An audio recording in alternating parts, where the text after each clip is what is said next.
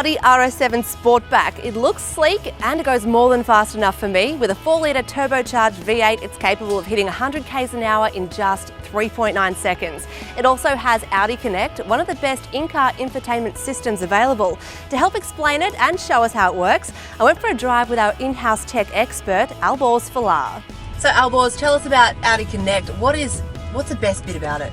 Look, I actually think it's probably the best in-car infotainment system. It can do a lot of things. Obviously, it takes a SIM card as it is, so it's got a constant 3G connection, and that allows it to do a lot. So it's kind of like having a smartphone in your car, but without being a massive distraction.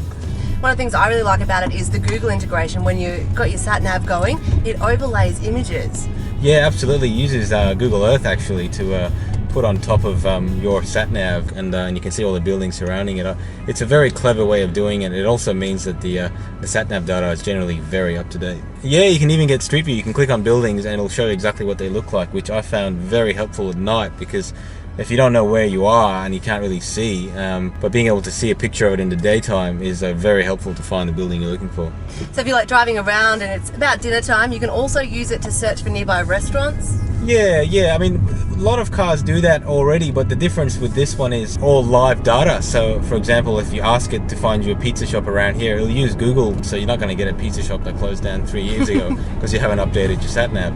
That's a definite bonus. And some of the other perks, like Wikipedia, you can use your apps, social media. Yeah, it's a little bit restricted in Australia. In Europe, you can do a lot more with it. You can actually, see train timetables. You can see if your flight's on time. You can get into car parks and all sorts of cool things. We just, we don't have those data feeds here in Australia at the moment, so it doesn't do all those functions. However, as you said, it does do Wikipedia, which I find quite useful. So, for example, if you're going to the Sydney Opera House, you can quickly read a little bit about it and entertain your guests while you get there. So Audi Connect will also allow a hotspot to be set up in your car via the system. Yeah, that's right. It's not necessarily unique to Audi, but I think it actually is the best implementation of it I've seen lately. For example, you can, using the SIM that you've put in, the passengers in the back can use their iPads and connect up to the car and browse the web. Yeah, absolutely. You could do that with your smartphone, but then if someone calls, you might drop out. So this just eliminates all those problems, so there's going to be no nagging kids in the back seat. There is actually more than enough room in the back for the kids as well. They'll be very lucky ones, yes. Audi Connect comes standard on just a few models. It is optional on most, though, at a cost of $800 to $1,200. The A3 range misses out. Audi Connect also recently won the 2014 Connected World Award. It is that good.